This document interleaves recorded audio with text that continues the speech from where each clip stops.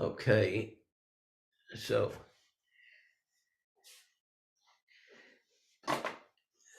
Matthew, did Marilyn make it today? No, I've checked downstairs a couple minutes ago. She didn't make it. Okay. All right. So again, I know I sometimes crack myself up because I go, okay, today's teaching is going to be on something absolutely essential to understanding this path. It's all absolutely essential. Um, so Sharon is talking about equanimity, um, and she defined equanimity last time more in terms of balance. And one of the phrases that is kind of getting popular now, we heard it in Monkey is the Messenger, is building your window of tolerance between total dissociation from life and overwhelmed by life. I'm either too open or too closed. And so the purpose of meditation, and no, Sandy, not to call you out, but to address some concerns that you had. And so, why are we doing this? What's the point? And the point is so that we can stay more present to whatever is going on, whether it's, our brain is telling us it's positive or our brain is telling us negative, to maintain that presence and therefore have a richer experience of life. Because when we move towards shutdown, because we're overwhelmed, we're not experiencing much. If I'm dissociated, I'm not experiencing much. But being in presence, being in the present moment and fully present to it is that rich experience that we want. That what a lot of people do psychedelics and they feel a sense of awakening there, like as Aldous Huxley said, the doors of perceptions were closed. Well, when you look at the action of psychedelics, they all have one thing in common: they cut out the monkey mind. Okay, so that's the reason why all of a sudden I'm present. Then it activates other centers of the brain, which make you hallucinate, which isn't always fun on the freeway or when your kid's in the emergency room, which is why it's nice to be able to meditate and kick the monkey mind offline while you're in traffic and while you're in the emergency room. Now, the key to doing this is our capacity to accept. And she's going to be talking about acceptance and what acceptance is. I know I've got a number of 12 steppers on the screen. And in the big book of AA, it says acceptance is the key to spiritual happiness. And so we have a lot of meetings about what acceptance means, and we're going to hear Sharon's spin on it. But it really ties into the second noble truth. The first noble truth is life feels out of joint. Life feels like a struggle, like an effort. And then the second insight is what causes that? Well, what causes that is self centered desire. I want what I want when I want it, and all I want is everything I want all the time. Is that too much to ask? And so, what we're letting go of is that letting go of self centered desire. So, I picked a poem which to me is a classic. It's by Rilke, and I wish that uh, Corinne was here. So again, relate this to the storm and what you were saying about the fear mongering around weather these days. I can tell by the way the trees beat after so many dull days on my worried window panes that a storm is coming. I hear the far off fields say things that I can't bear without a friend, that I can't love without a sister. So, what is he saying here? He's saying that I'm having a premonition. The poem's called A Man Watching. So immediately we're clued into this is the witness. He's waking up. He's had dull days. Now he's being alerted to life. The trees are beating on the window pane, going, wake up, wake up. He's beginning to hear a sadness and a longing that he ignores, that he realizes he can't handle without love and companionship. The storm, the shifter of shapes, drives across the woods and across time, and the world looks as if it had no age. The landscape, like a line in the psalm books, is seriousness and weight and eternity. Okay, so here again is that sense of the ego up against something. It feels a heaviness, it feels a weight, and that's our suffering. And the suffering has seemed to have no end, seems to go on, no beginning and no end. He says what we choose to control life with is so tiny.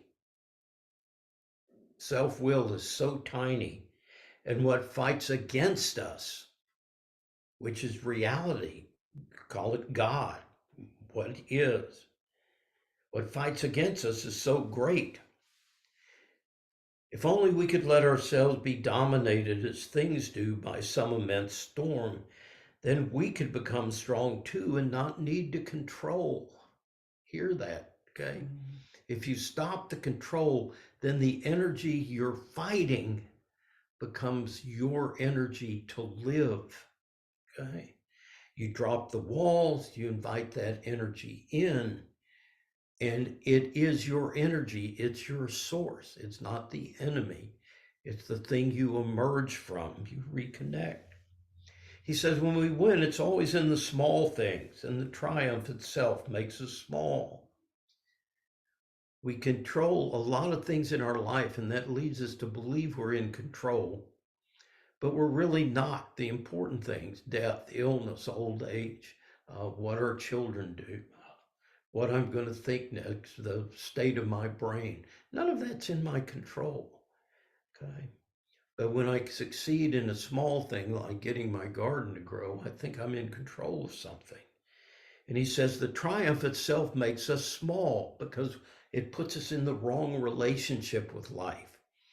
Instead of it being in control and flowing through us, we're trying to direct where that energy goes.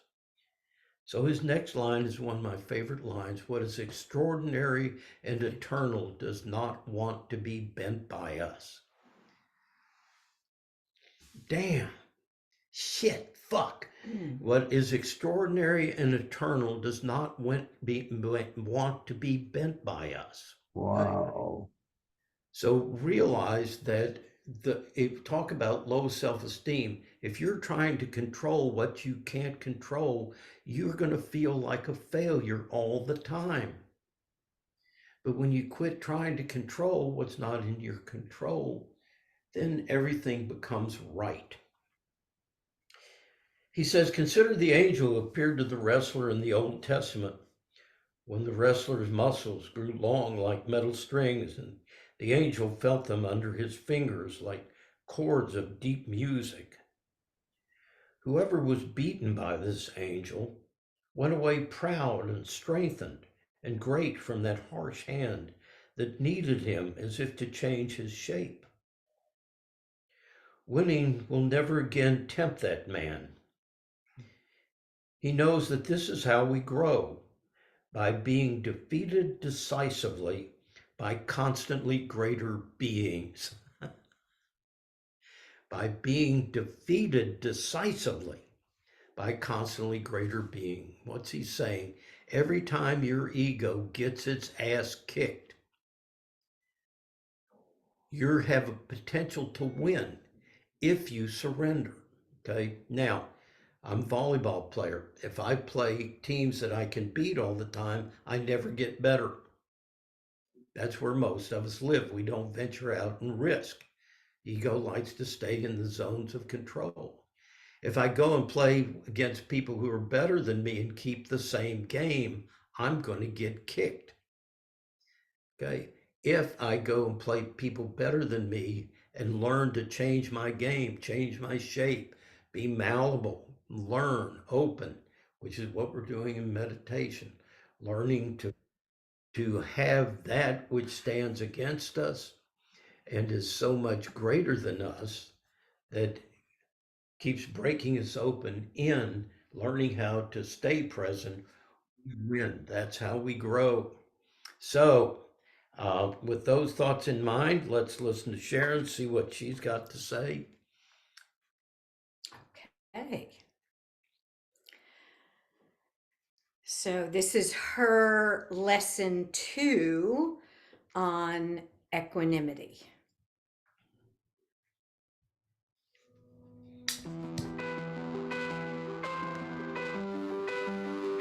Lesson 2, Equanimity in the Context of Mindfulness. Welcome back. Here, equanimity is the balance that leads to wisdom. In a definition of mindfulness, it's not just noticing, but not falling into immediate reactivity. It makes sense. If an emotion, for example, arises, and we immediately try to block it or deny it or cover it over, we're not going to learn much about it. We need to be able to pay attention without holding on, pushing away, or going numb, to see into the heart of our experience. The Buddha talked about the 6 ways in which we experience the world, the 6 doors of perception. Through seeing, hearing, smelling, tasting, touching, and through the mind by thinking, feeling emotions, and seeing mental images.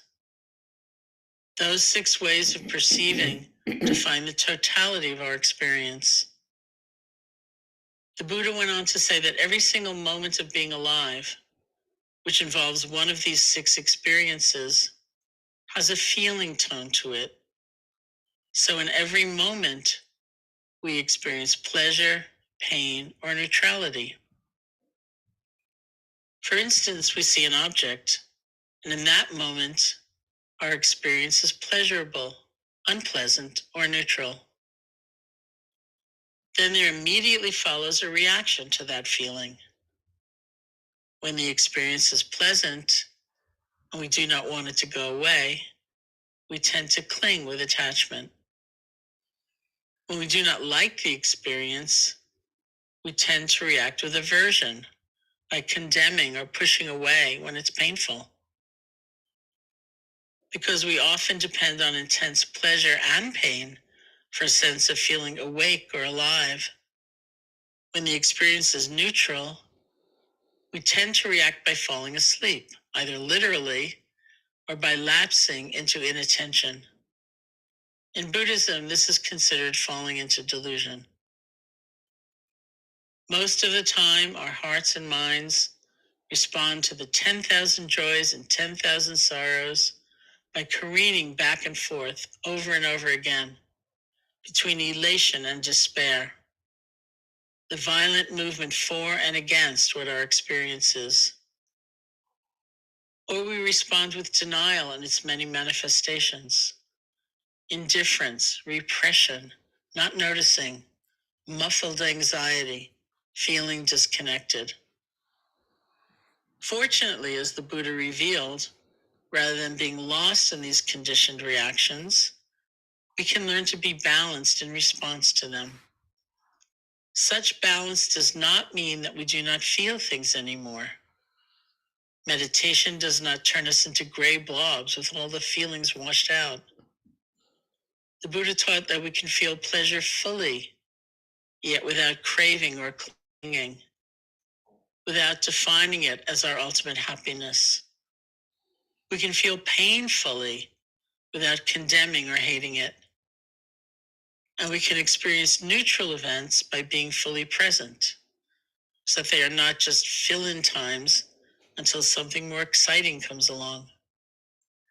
This non-reactivity is the state of equanimity, and it leads us into freedom in each moment.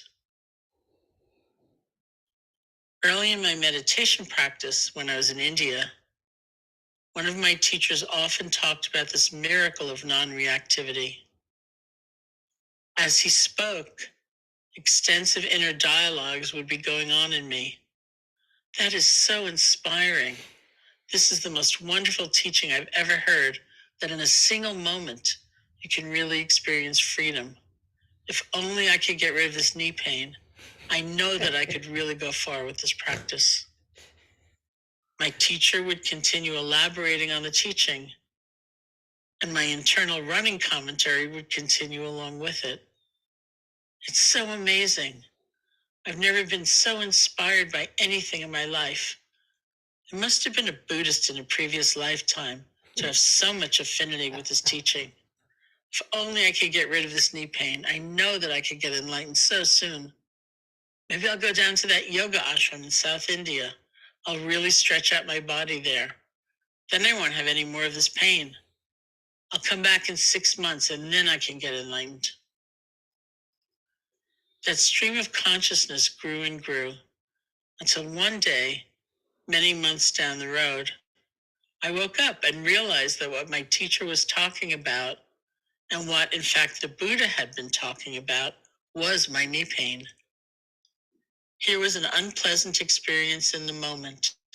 How was I relating to it? Was there grasping or aversion or delusion? Or was there acceptance, letting go? Was there bondage or was there freedom?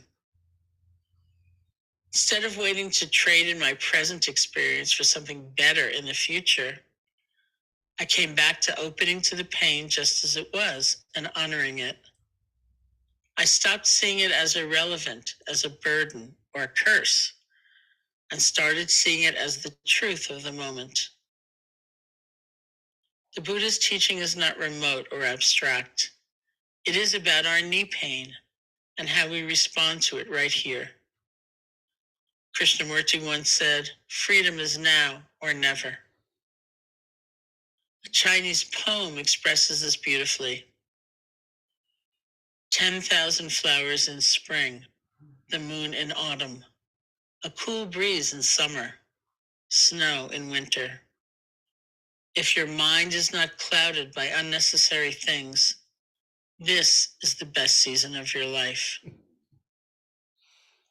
To see things as they are, to see the changing nature, to see the impermanence, to see that constant flow of pleasant and painful events outside our control, that is freedom. When we feel unhappiness or pain, it is not a sign that things have gone terribly wrong, or that we have done something wrong by not being able to control the circumstances. Pain and pleasure are constantly coming and going, and yet we can be happy. When we allow for the mystery, sometimes we discover that right in the heart of a challenging time, right in the midst of a painful situation, there is freedom. In those moments when we realize how much we cannot control, we can learn to let go. As we begin to understand this, we move from a mode of struggling to control what comes into our lives into a mode of connecting with what truly is. This is a radical shift in worldview. When we open to this truth, we discover that there is no need to hold on or to push away. Rather than trying to control what can never be controlled, we can find a sense of security in being able to meet what is actually happening. This allows for the mystery of things, not judging, but instead cultivating a balance of mind that can receive what is happening, whatever it is. This acceptance is the source of our safety and confidence. As a force that allows us to see things as they are, equanimity gives us the power to distinguish among mind states that may look quite alike but are not really the same. For example, Equanimity itself is a state of dispassion that may be mistaken for indifference, equanimity's near enemy, in the language of Buddhist psychology. Indifference, a subtle form of aversion, is close enough to look like dispassion at a casual glance. It is not really the same, though, because indifference rests on quiet, sullen withdrawal, which is a type of aversion. And there is no aversion in dispassion's calm sureness. I often think of dispassion as being a state of great honor, because with it, we do not move into a situation with any kind of hidden agenda. There is no manipulation or covert action. There is rather a sense of sufficiency. When we can accept a moment or experience as it actually is, out of the resulting sense of stillness, poise, and sufficiency, love can actually emerge.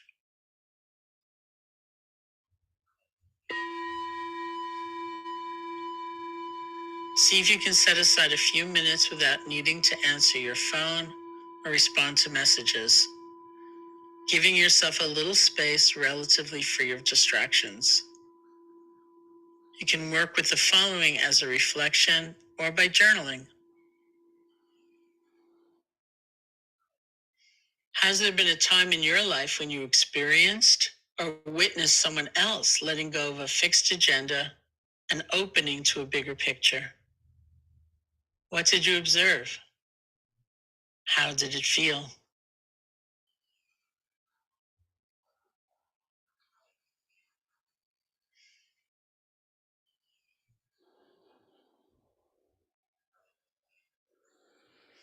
When you complete this prompt, you can close the reflection by sitting quietly for a few minutes, just being with yourself. Eyes can be open or closed, however you feel comfortable.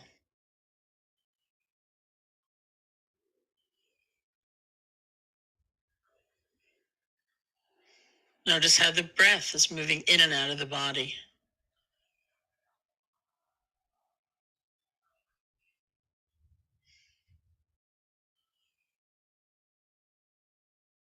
Then take a moment to acknowledge the time you've taken today to offer yourself this course.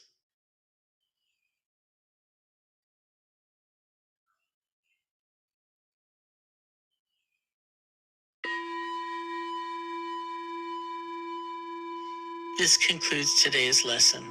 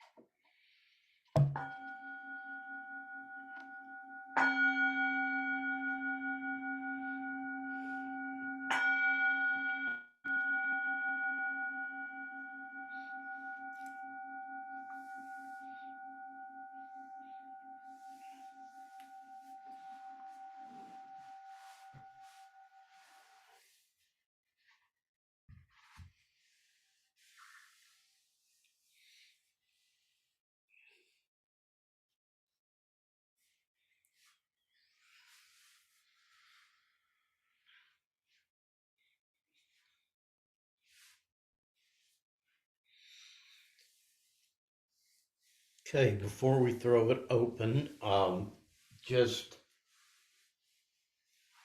to highlight her emphasis on freedom. And it's not the way we think of freedom in this country, which is freedom from external control, which is why surrender sounds so repellent and repugnant to us. It's like, I'm not going to let anybody control me. And I had that problem a lot when I got into recovery. I was never going to surrender to anything. But true freedom is freedom too. And when you begin to notice that your reactions to life are not free choices, they happen before you even intend to do them, and that you're trapped, and your trappedness is your own brain, and we never correctly identify the problem. We know from neuroscience today, 70% of the thoughts you will have, you've had before. That's why your life feels like a rut, not because of what's going on externally, because it's constantly changing. How could that be boring? That's what impermanence means. It's constantly changing. But your imprint on it, what your mind does with that, is the same. So what you're looking at is your brain, okay? Of those 70% that are going to be the same, 90% of those will be negative. So not only are you looking at the same screen all day long, you're looking at a negative screen. Freeing yourself from that trap is what happens, which is why she's pointing you to her. Look at the times where you've been struggling with a problem, finally surrendered, and notice that feeling of expansiveness, okay, that comes, which is paradoxical. Why, when I haven't solved my problem at all, but just conceded that I can't control it, does a different world get revealed? It's because you move from being in fight or flight to being ventral. Ventral is a state of no striving. When you go to no striving, possibilities emerge that you can't see while you're struggling. So not only does this work for negative situations, I also like what she said about neutral situations.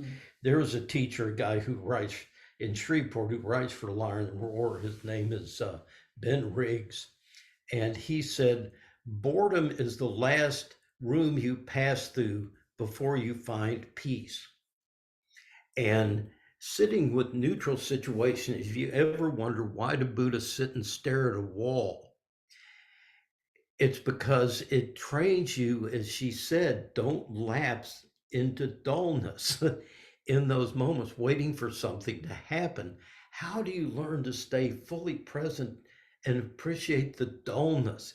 To me, that's why I like desert spirituality, because out in the desert, it's also unified and everything. And then all of a sudden, like George O'Keeffe would show, here's this flower, and boom! I mean, it just nails you.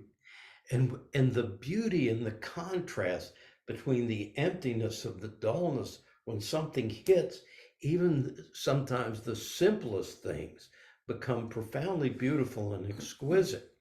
So those are moments we miss when we're asleep. It's the extraordinary in the Ordinary, ordinary. exactly.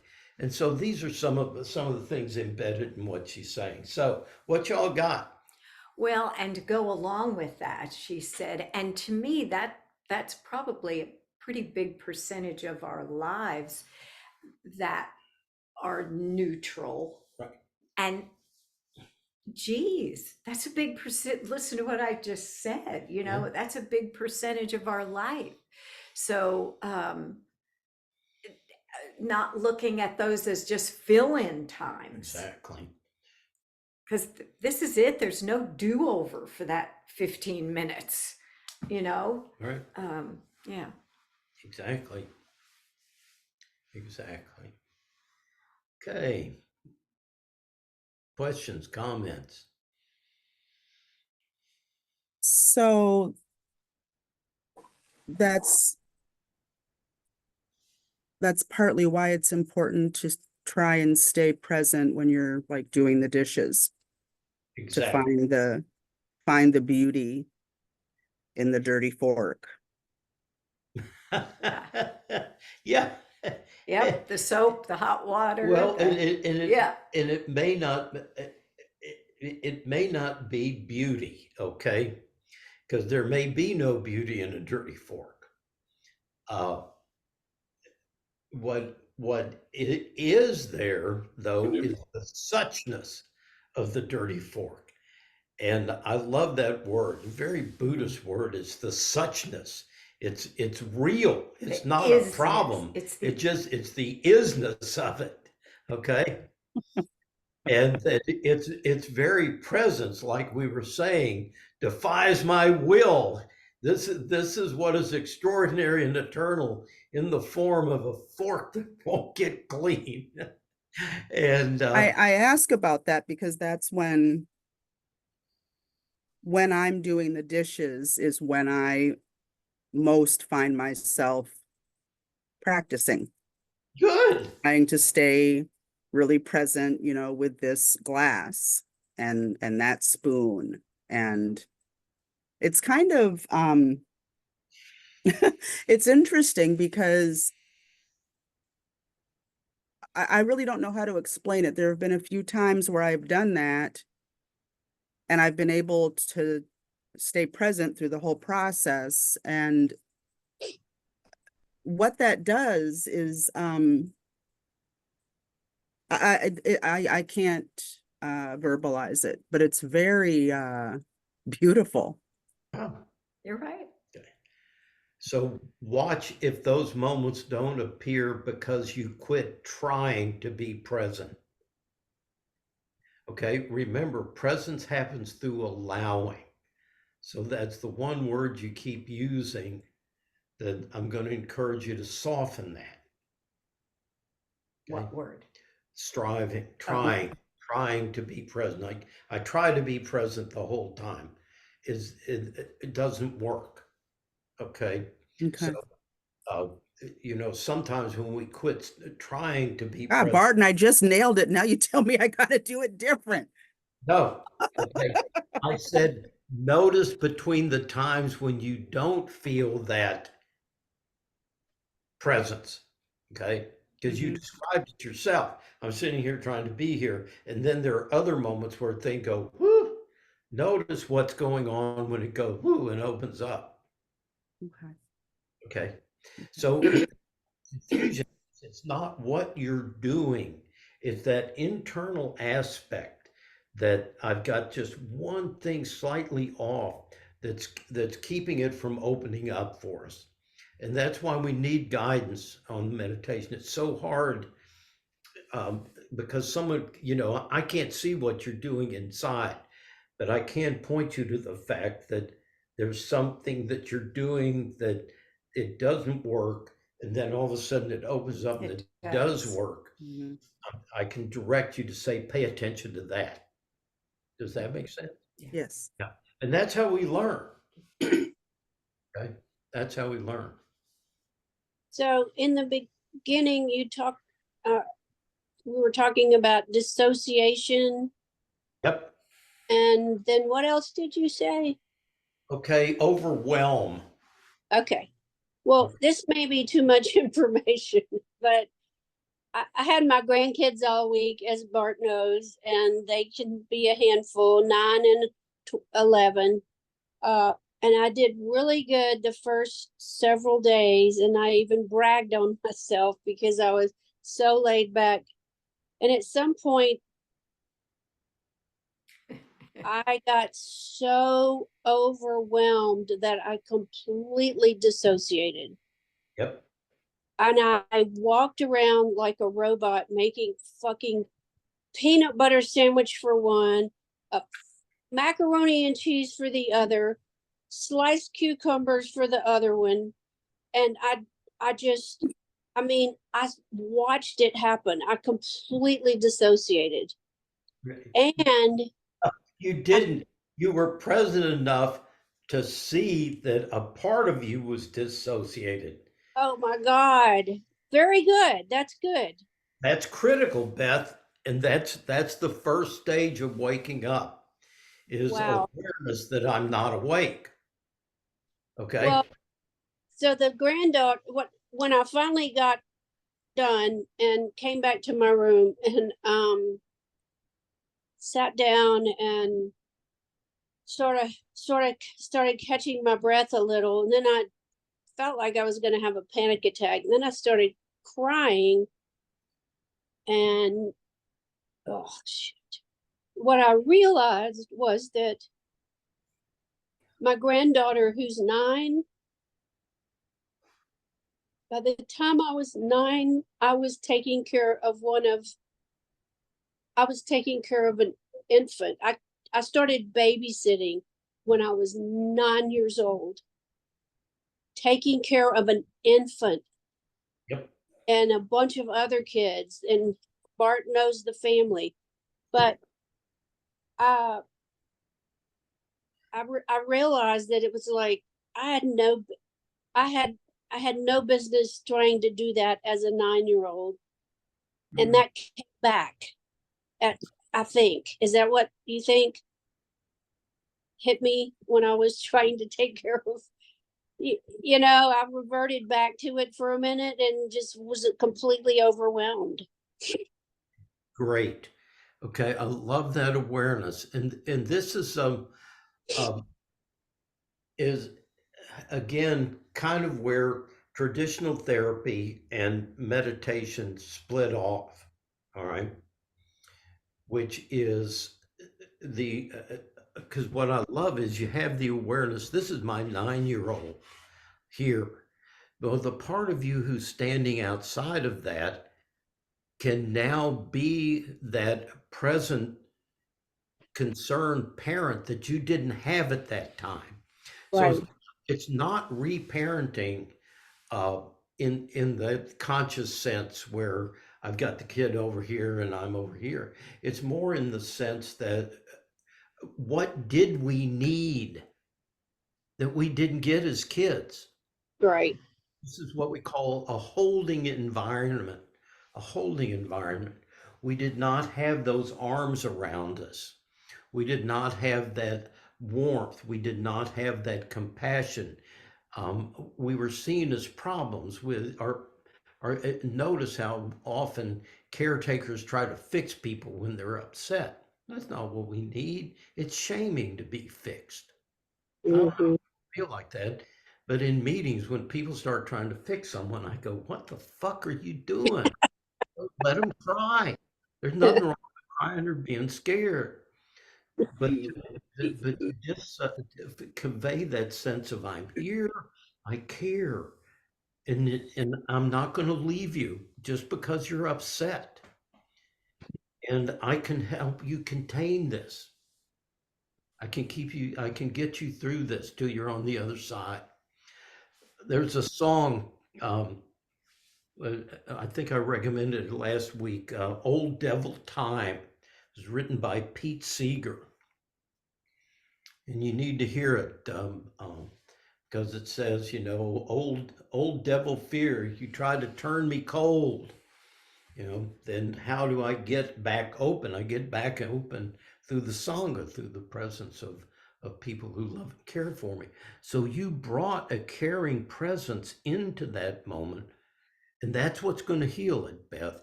Okay. So don't focus on the fact that you didn't get that. That's irrelevant.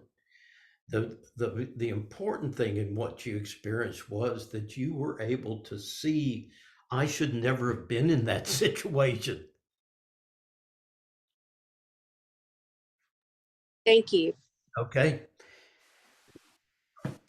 It's not that I'm crazy. It's that I was put under pressures that my brain and nervous system couldn't handle, and I went into overwhelming shutdown. And I'll share with you at some point. I had the same thing happen to 10-year-old, and raising my own kids when I was left alone with them, I would have panic attacks. Oh my God. Yep. Yep. Yep. Yeah, same nervous system. Yeah. Okay. Anybody else? Thank you.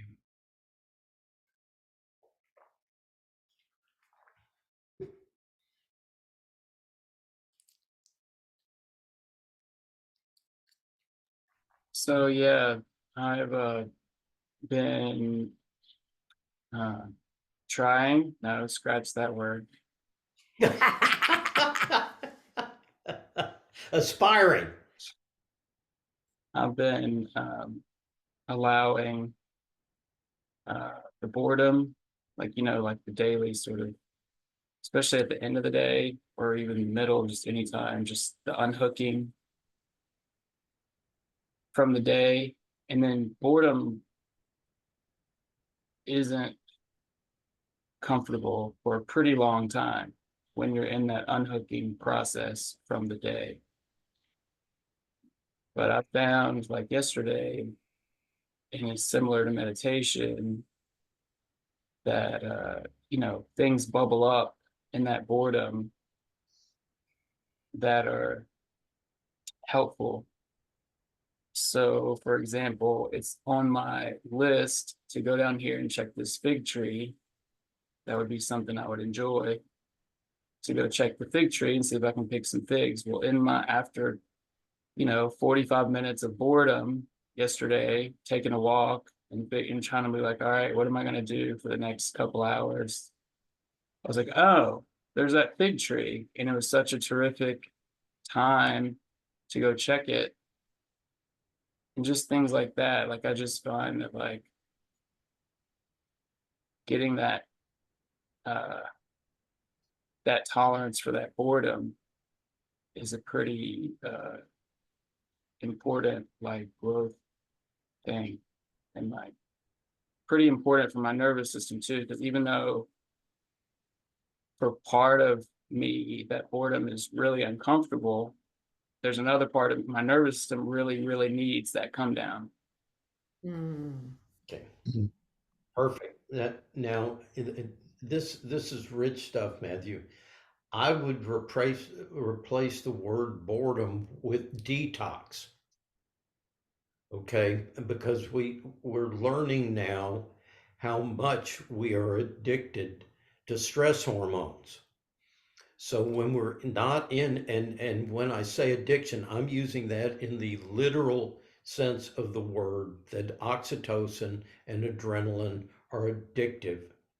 And when we don't feed them, then you start detoxing and you get just as antsy as any junkie does. You start feeling like you're going to crawl out of your skin.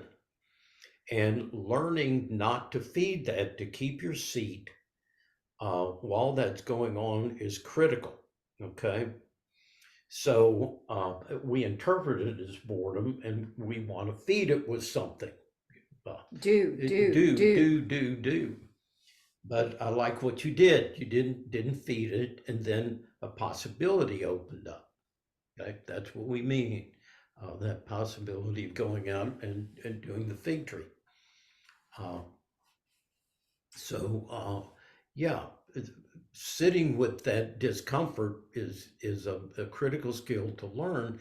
And then secondly, also watching the stuff that surfaces, just like addicts. When we detox, as we say, before we got addicted, before I had a drinking problem, I had a BART problem. All right. When I quit drinking, I'm back to the BART problem. Well, I'm back to the BART problem with the social skills that I had back when I started drinking, which was 12 years old. Okay. Because my coping mechanism was to hit the bottle. So now I'm stripped. I don't have any coping mechanisms. Well, it's the same thing when you're sitting on the cushion. You're going to be emotionally the age that you were when you got addicted to chaos. You will become that 9-year-old kid again. You will become that. So having compassion for yourself, the courage, I don't use that word lightly. The courage to sit is the most courageous thing you will ever do. Okay? Because you'll face all the demons that cause you to disconnect. This is that's why we call this a warrior path. It's not that we're out in the world battling dragons. We're out being that 9-year-old kid who's taking care of a baby and doesn't have a clue as to what they're doing. totally unresourced for the job. And when we can stay present to those realities, our nervous system can finally begin to relax. Does that make sense? I'm in my class right now. I'm good. No, I'm good. Yeah, she talked about neutral experiences, and it just hit me while we're meditating that my default programming brain sees no value in those neutral experiences. And so I'm sitting here meditating, nothing is going on, and it's terrific. And so I just want to be aware of the value in like neutral experiences and not like just jump out of them and go towards strategizing about the next part of my day or whatever. Good. I like Good that. stuff. And let me just remind you of children. Spend an hour with a child walking down a block. They can't get a block in an hour because they've got to stop and look at everything. Every little bug, every little pebble, they got to put it in their mouth and see what it tastes like. They've got to roll it around. They got to poke it. They're actively engaged in things we don't even see. Okay. When you get back to that open mind, it's very hard to be bored, Matthew. You begin to feel energies and re-engage. What we need to read next time, that poem, Why Do We Meditate? So that I can learn to feel the dirt and taste the beat and all that. It's we lose neutrals. Even The ordinary. The ordinary becomes extraordinary because of the intensity, the energy in it. Okay. It may not be hitting our nervous systems in ways we associate as pleasure, but it's still rich. There's a richness to it. So, anybody here ever cut back on salt? And at first, food didn't taste good, but then after a while, it became very nuanced in ways that you never appreciated before. That's what it's like. It's like letting go of that one big thing that really you just go, oh, that's what I'm looking for, and then all of a sudden you see all these little subtleties that show up. So. Well, and then if you cut back on salt and get used to it, if something's salted normally, oh, it just tastes awful. Yeah. Well, that's the way I've gotten, like with movies now, with so many special effects and so much overwhelmed, I can't watch them. I get so overwhelmed, overstimulated, the sound, the intensity, and it's like, okay, Flashing stop, and the done. special effects Yeah. and All right, my friends. yoga and meditation. Judith Lassiter said in her workshop, that yoga and meditation offer the ritual of disconnection. So it's disconnecting from that craziness, the stress that we're addicted to, Right, basically. conditioned mind, yeah. Yeah. And the society that feeds it keeps us sick.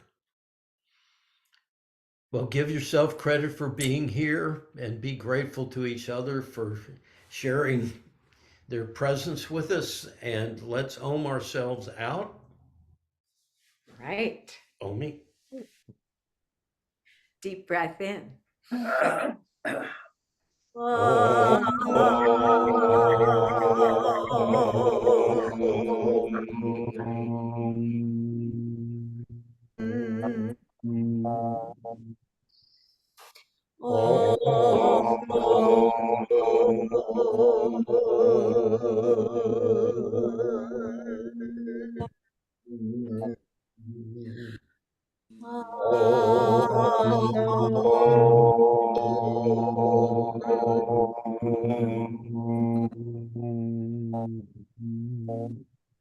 No,